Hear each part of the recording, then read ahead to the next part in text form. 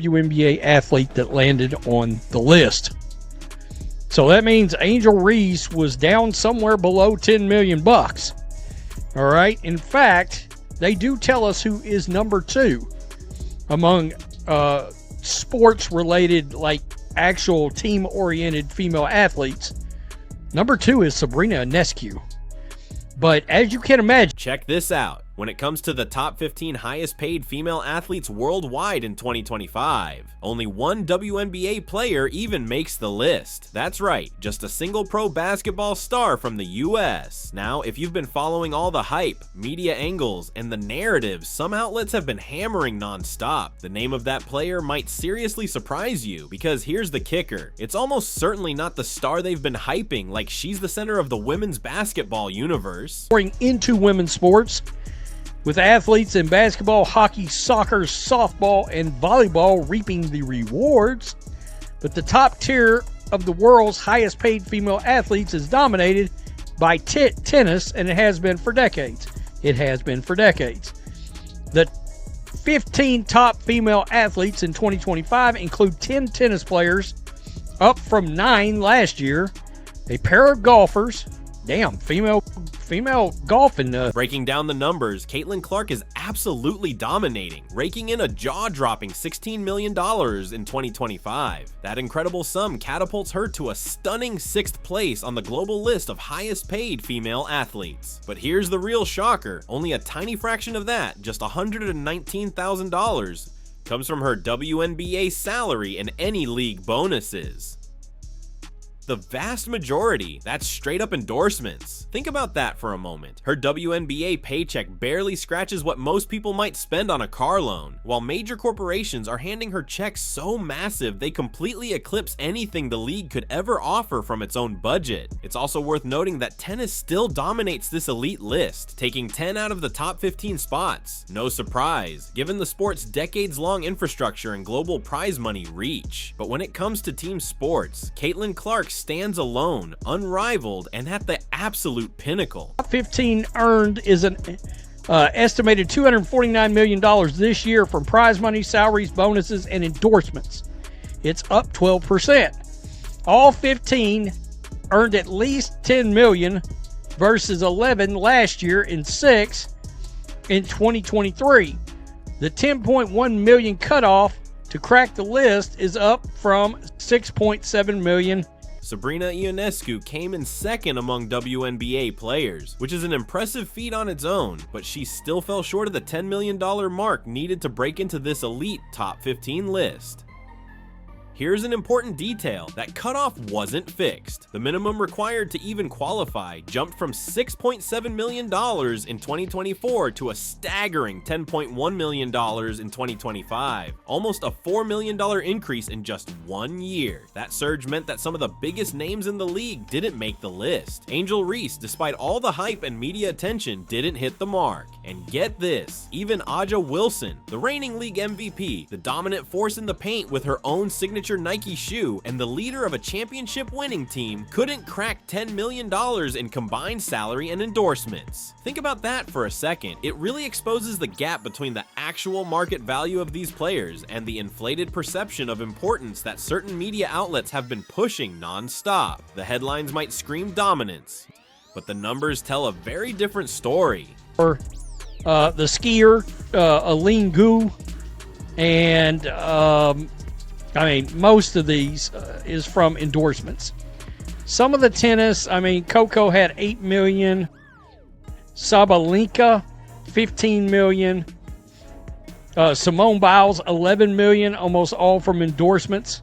The financial gulf between Caitlin Clark and the next highest paid WNBA player is nothing short of staggering. This isn't a small edge or a minor difference in marketability. We're talking about a gap of at least $6 million, possibly even more depending on the final numbers for other players. This isn't just about endorsements. It's a monumental disparity in how major brands perceive an athlete's ability to sell products, influence fans, and connect with a wide audience. And here's the kicker. She accomplished all of this in her rookie season on a team that hadn't reached the playoffs in years. What makes it even more remarkable is the market she's in. Caitlyn isn't in New York or Los Angeles, the traditional media giants. She's in Indianapolis, a mid-sized Midwest city that, thanks to her alone, has become a must-watch sports destination, transforming the basketball landscape practically overnight. Most lucrative endorsement deal is New Balance. Man, New Balance got all kinds of athletes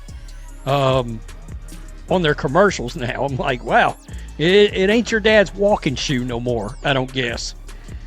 Baker Tilly, Bose, Head, Rolex, Mercedes-Benz, Chase Bank for golf. Let me just come down here. Clark missed 70% of the Indiana Fever's games during the WNBA season as she struggled with injuries, but it was enough. Let's break down exactly who's putting their money on Caitlyn Clark and writing these massive checks. Back in August, Nike, the undisputed giant of sportswear, dropped a bombshell. Clark officially became a signature athlete with her own highly anticipated collection set to launch in 2026. That instantly places her in elite company, alongside players like Aja Wilson and Sabrina Ionescu, as one of the very few active WNBA stars to have her own signature sneakers. But here's the key. The Nike deal is just the beginning. Gatorade features her in major national campaigns reaching millions. State Farm has built entire commercial series around her magnetic personality. Here, Wilson Sporting Goods released special edition Caitlyn Clark basketballs, and every single drop sold out immediately. Panini America, the go-to for trading cards, locked her in for exclusive deals. And that's not all. Gainbridge, Xfinity, Hy-Vee, and most recently the wildly popular Stanley brand have all jumped on board, expanding her already impressive roster of partnerships. Make no mistake, this isn't your typical athlete endorsement portfolio. This is the kind of star-studded, mainstream-reaching lineup reserved for transcendent talents who can break out of their sport and embed themselves into American culture. These aren't niche companies targeting a small segment of WNBA fans. These are household name corporations betting millions on the belief that Clark can sell products to people who may have never watched a single women's basketball game before she arrived. Falling just short. So if you are to believe what this says, that means Ionescu was somewhere maybe just under the $10 million mark for a WNBA player, which is interesting. That means Angel Reese did not make the cut in the top two at all. Timing here is everything. This list tracks earnings specifically for 2025, which is crucial because it captures Caitlyn Clark's first full year as a professional athlete. Her legendary college career at Iowa wrapped up with that unforgettable championship loss to South Carolina in April. Almost immediately afterward, she was drafted by the Indiana Fever, and in just 12 short months, her off-court earnings exploded, jumping from an already impressive $11 million to an astonishing $16 million. That's not a minor increase, that's a $5 million leap. Fueled by a mix of her existing deals hitting full value and a wave of brand new, highly lucrative partnerships kicking in. And here's the kicker, her Nike signature shoe collection hasn't even officially dropped yet. When it launches in 2026, we can almost certainly expect another massive, potentially record-breaking boost to her annual earnings. This isn't just growth, it's explosive acceleration, and watching her trajectory unfold is nothing short of remarkable. Clark as the latest signature athlete, with a new signature logo, collection of sportswear and apparel, and a signature sneaker to debut in 2026. She joined fellow Nike athletes Aja Wilson and Ionescu as active WNBA players with signature sneakers. Clark's other sponsors include Gatorade, State Farm, Wilson, Panini America, that's trading cards, Hy-Vee, Xfinity, Gainbridge, and Lilly.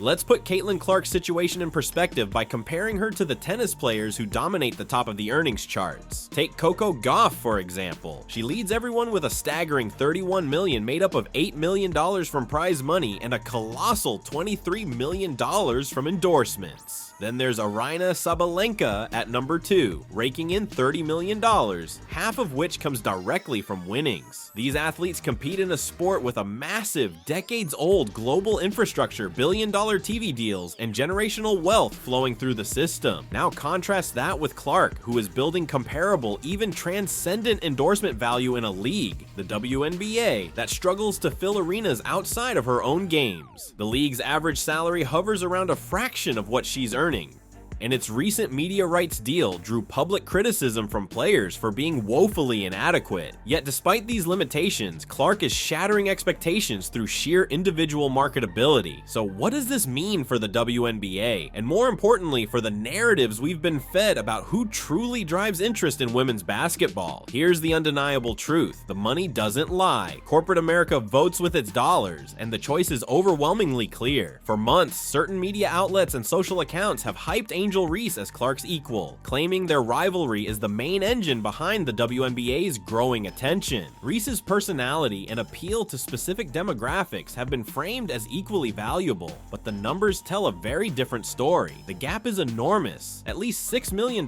possibly more. This isn't a rivalry in marketability, it's a clear hierarchy. Reese has endorsements, sure, and she earns beyond her WNBA salary, but she couldn't even crack $10 million in total earnings, a figure that only barely makes the global top 15. Meanwhile, Clark sits at $16 million, and that's before her signature shoe even hits the market. The gap isn't just holding steady, it's growing. Now, consider Aja Wilson, the reigning league MVP, finals MVP, and a championship winner. She has her own Nike signature shoe, plays in Las Vegas, a major media market, and has been the face of WNBA excellence for years. Yet she didn't make this list either. Let me be clear, this is not a knock on Wilson's incredible talent or importance to the sport. She's one of the greatest players in WNBA history.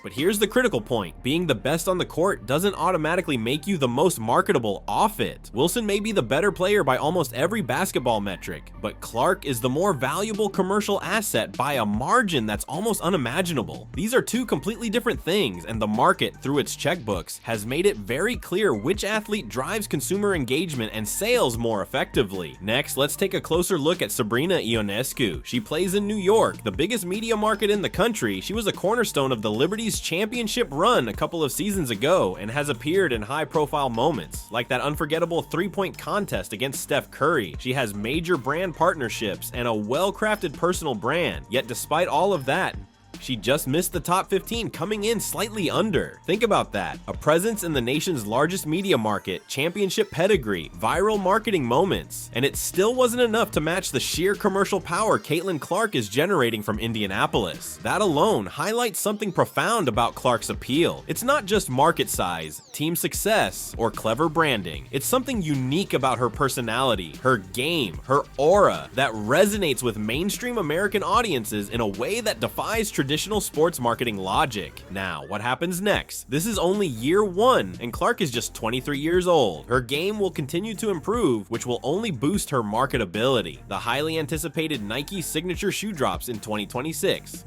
bringing guaranteed money and massive royalty potential, a game changer.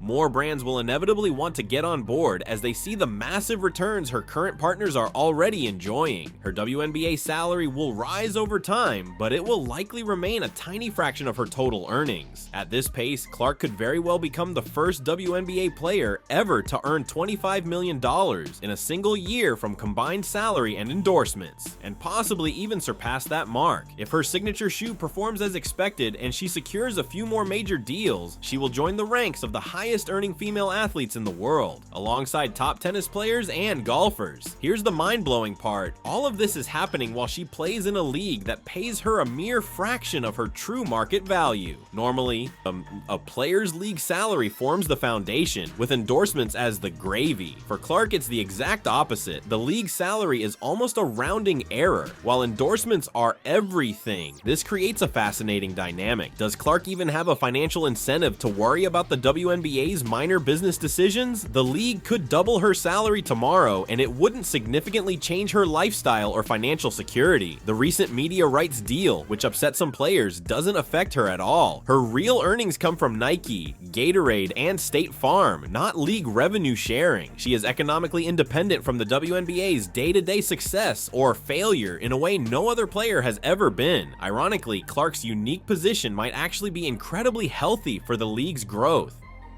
She doesn't need to tiptoe around business decisions she disagrees with, because her income and livelihood aren't tied to staying quiet.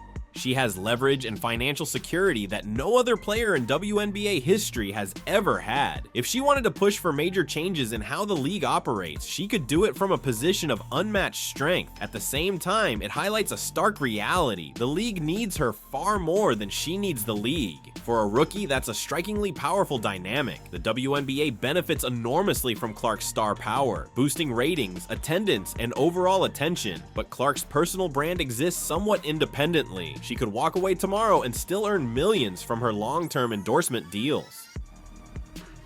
Another important point, take a look at the absence of international players from the top earnings lists. The WNBA is loaded with talent from all over the world, but none of them make these lists. That's partly because American corporate sponsorships drive these numbers, and international stars often don't have direct access to that market. Plus, many elite international players can earn comparable or higher salaries overseas, avoiding the league's salary limits and travel demands. Clark's earning power is uniquely American. Major US brands are paying her to reach millions of American consumers, the exact market that matters most for the long-term growth of the WNBA. And in this market, she has proven she can move the needle like no other player in league history. So where does that leave us?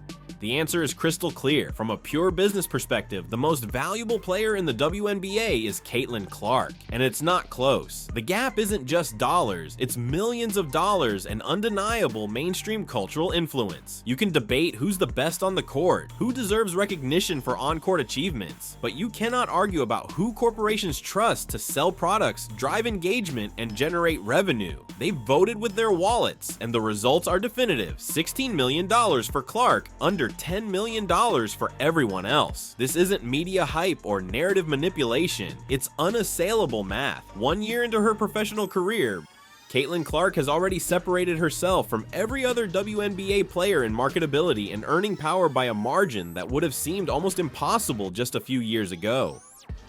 The real question now isn't whether she's the most valuable, it's how much larger that gap will grow in the coming years. So what do you think? Does this list settle the debate about who's truly driving the WNBA's growth? Or is there something it doesn't capture about other players' contributions? Drop your thoughts in the comments below, hit that subscribe button, and let's keep this conversation going.